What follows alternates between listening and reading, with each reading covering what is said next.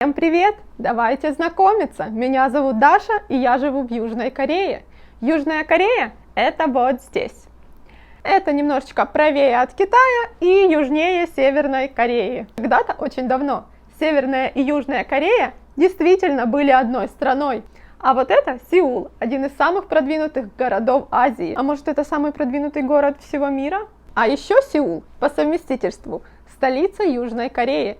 И действительно, Сеул с южнокорейского переводится «столица», «столичный город». Кажется, над названием корейцы не очень долго думали. Как меня могло сюда занести, подумаете вы? Давайте поразмышляем вместе с вами. Например, я могла бы иметь дальнекорейские корни. Будем смотреть правде в глаза, и внешность у меня не совсем корейская. Еще я могла бы быть каким-нибудь дипломатом, инженером-проектировщиком в огромной корпорации Samsung. А вы, кстати, знаете, что в Корее настолько популярна компания Samsung, что в честь нее названа станция метро? Или, как вариант, я могла бы приехать в Корею со своей семьей как турист по туристической визе или вообще по безвизу. Приехала сюда, чтобы посмотреть просто как здесь, что, и осталась бы здесь. Возможно, навсегда. В поисках лучшей жизни или работы. В таком случае жила где-нибудь в съемной квартире, в каком-нибудь русском районе. Кстати, такие районы в стране с минимальным уровнем преступности считаются довольно-таки опасными. В таких районах часто случаются пьяные драки, грабежи и, к сожалению, даже убийства. Поэтому корейцы стараются не появляться в таких районах без особой надобности. И правильно, в принципе, делают. Видно, конечно, что иностранцы заслужили такую славу, но что поделаешь. Итак, в таком случае я бы работала где-нибудь на заводе, на так называемом арбайте.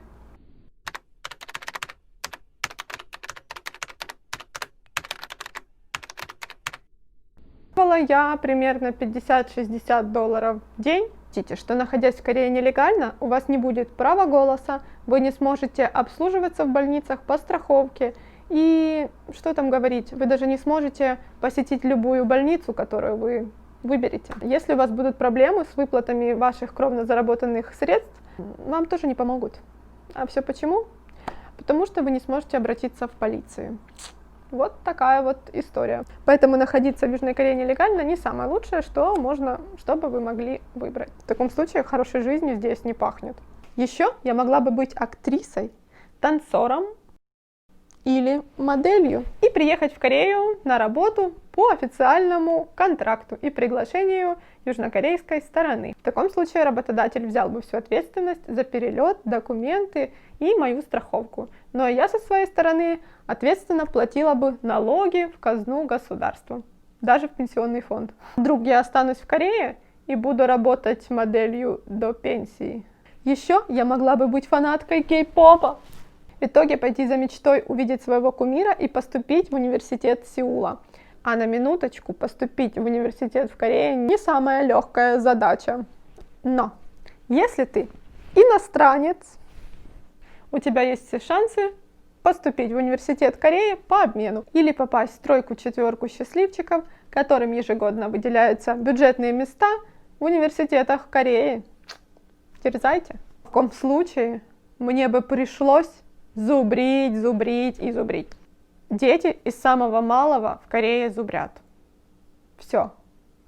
Корейцам всегда нужно быть лучшими во всем. Знаете, в Корее есть такая система оценивания школьников, когда высший балл ставят не за правильно сделанное домашнее задание, а только тому, кто лучше всех сделал домашнее задание. Еще один беспроигрышный вариант – это выйти замуж за коренного корейца. Бинго! Так многие и поступают, иногда даже фиктивно. В связи с этим посольства Южной Кореи в разных странах ужесточили правила выдачи семейных виз. Спасибо всем большое. До свидания. Как бы я могла познакомиться с корейцем?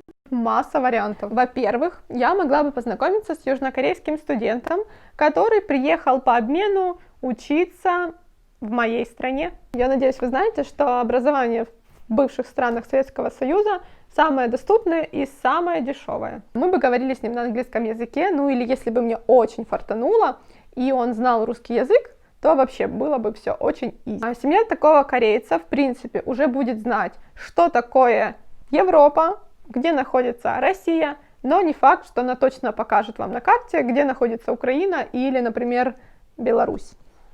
Это я веду к тому, что с такой семьей у вас не должны возникать проблемы. А уж поверьте, южнокорейские родители, которые еще пару десятков лет назад сами выбирали своим сыновьям невест, очень консервативны, они не всегда рады заморским женам. Есть еще такие варианты, как знакомство в интернете, я его называю кот в мешке, и знакомство в брачном агентстве. Это тот же кот в мешке, только немножко постарше. Как и в первом, так и во втором варианте знакомство в таких случаях проходит заочно. Но в первом варианте вы абсолютно ничего не знаете о человеке. В случае с брачным агентством у меня еще было бы 5-10 девушек-конкуренток. Примерно столько, оказывается, желающих иностранок на одного корейца. Я бы сходила с ним на пару-тройку свиданий.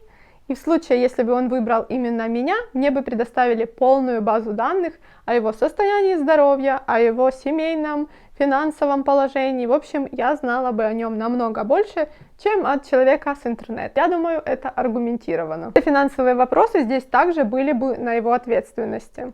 А это, на минуточку, все, что касается перелетов, авиабилетов, жилья, языковых курсов для жены. В некоторых странах это еще и выкуп семье невесты.